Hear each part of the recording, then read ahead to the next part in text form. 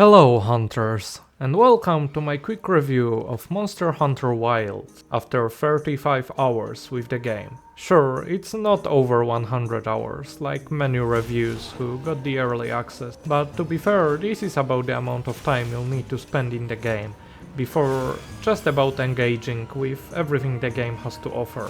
Pretty much the only thing left for me is just engaging with the endgame grind for decos and Artian weapons. So even if I kept playing for another 40 hours, I don't really get to do anything new unless I try the new weapon. Anyways, you get the idea, so let's get to it. So, what's my stance on the game? I think this is the best Monster Hunter game yet, even with all the flaws dragging it down at the moment. I think this entry in the series does what needed to be done for the most part, even if Capcom's engine doesn't quite support that. We've got varied and beautiful locales, the inclusion of a full day and night cycle as well as the fallow and plenty season is very nice and appreciated. The maps are big and feel just the right size. The secret and the pop-up camps are very smart additions, solving the issues before they could even be born. Can you imagine playing Wilds in these huge ass maps with only 3 or 4 pre-designed camp spots and with no mounts? Yeah, me neither. The fact some monsters only appear during certain inclemencies isn't a big deal either, as you can save their hunt as an investigation and do it at any time later.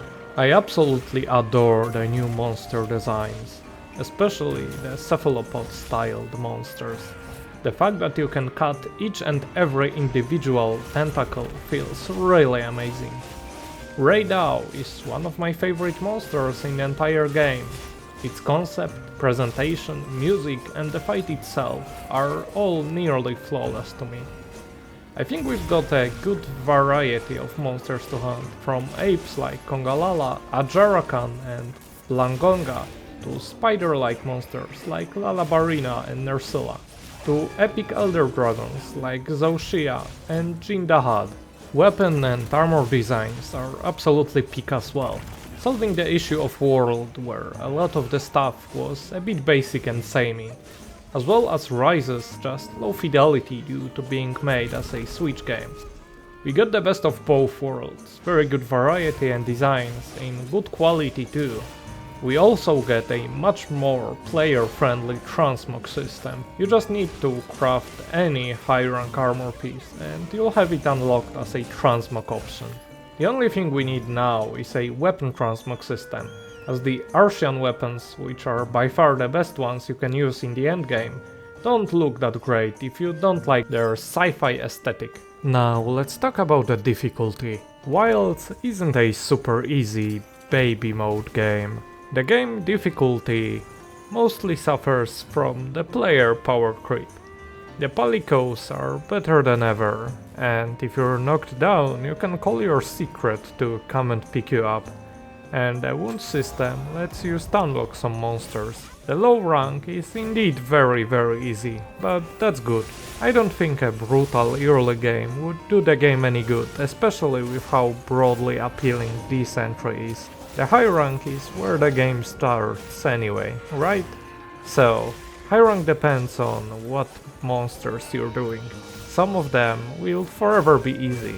A monster like Cockatrice or Chakatabra or Lalabarina will never really be hard, no matter how much damage or health you give them. I just want you to look at me trying to kill a tempered Gormagala. I pretty much get 2-shot and there isn't any big openings to recover from your mistakes. Sure, that's just me sucking, but the point still stands. Some of these endgame monsters will keep you on your toes, even with the endgame gear. These fights really require you to learn them, like with Arkveld, who will be there in the background for the most of my difficulty talk. Arkveld kind of sits perfectly in the middle for me, where Raidao is a little too easy and Kormagala is a bit too hard for my liking. Arkveld feels just perfect. I just wish there was more reason to kill all the other monsters too. I'm not saying they should make Arch-Tempered Chatakabra give the best decos in the game, but They could realistically include like half of the roster in the endgame grind by just giving them more damage and health. I don't see why we can't fight Ajarakans or Rathaloses for the max level weapon parts if you give them more health and damage on the level of Arctals.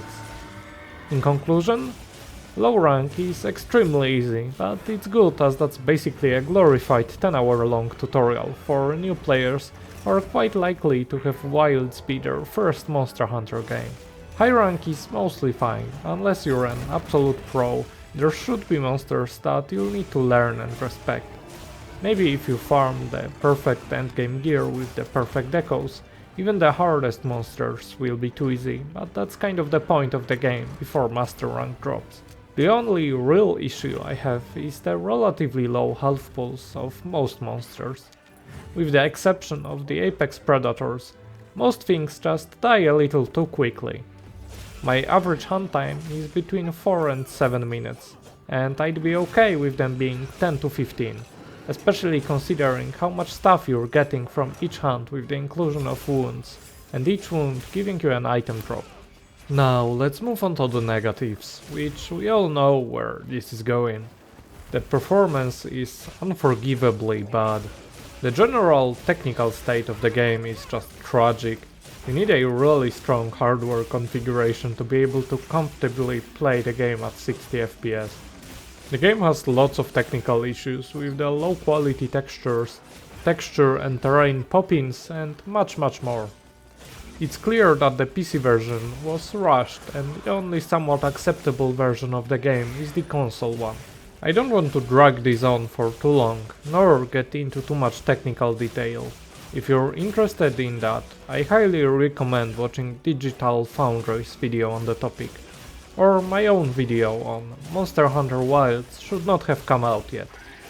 Apparently Capcom needed to meet their financial quotas and releasing Monster Hunter Wilds early was the only way to do that. In any case, I don't want to excuse such terrible state of things.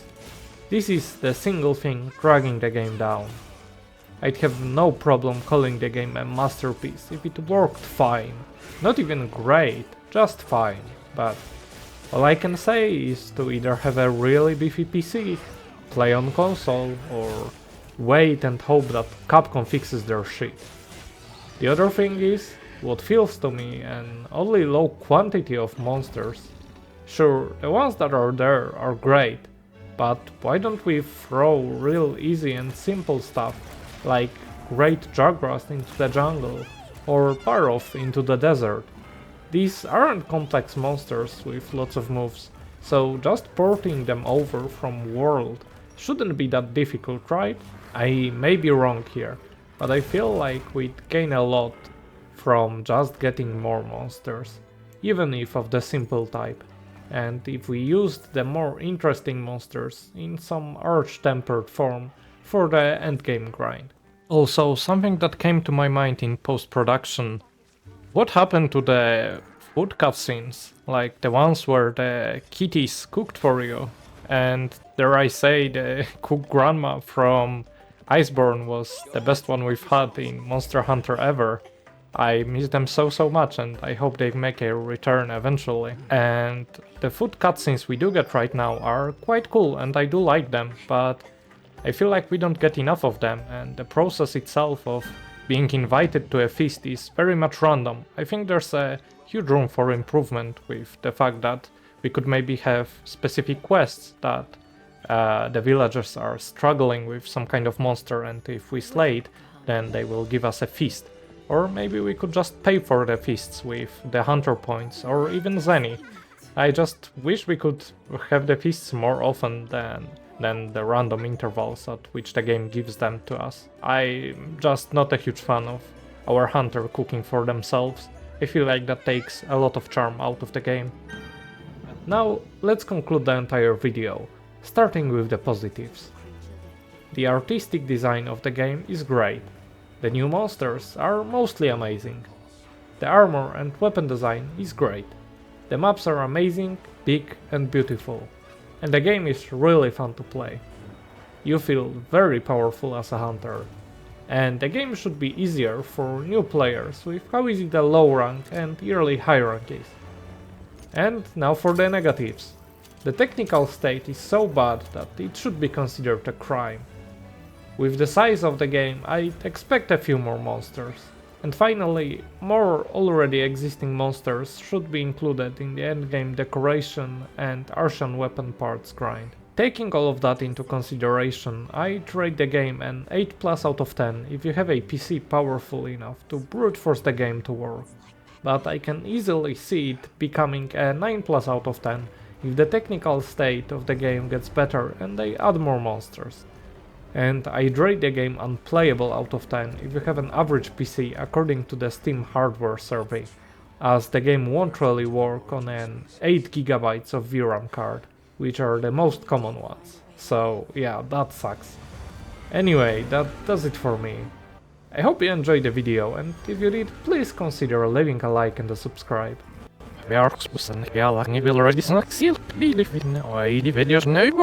This isn't over. I already had the video ready to go and pretty much uploaded to YouTube. It was supposed to release at about the hour when I'm recording it. However, it came to my attention that Lord Wittner, or however you pronounce that, sorry if I got it wrong, made a video talking about his experiences with the earlier access of the game and the current release.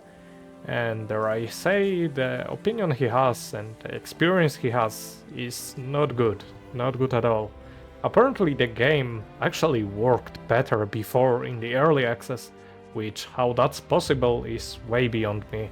I'm not really surprised that like half of the shit in the game doesn't work and that the patches they do like every other day don't really fix anything, however they proceed to break new things. Like, how about Flare straight up not working and being the most powerful while it's at level 2? Or how about Part Breaker straight up not fucking working at all on a Switch axe? Yeah, we really aren't in a good state. And considering that there are so many new players, it's really not gonna leave a good lasting impression. I just thought I'm gonna make a comment on that and bring attention to it, because I don't really want to make an update video that's like 2 minutes long after making this review, just to tell you to go and watch the Lord Wittner's video. It's very important to bring you that information, because yeah, the game is really plagued by these issues, and it's not like we should dismiss them. We should be as loud as we can about that, so that Capcom doesn't get comfortable doing those things. Yeah, I'll just let the video end now, but I really recommend going and giving that video a try. And if you disagree with anything I said, feel free to let me know in a comment. Stay awesome and catch you in the next one.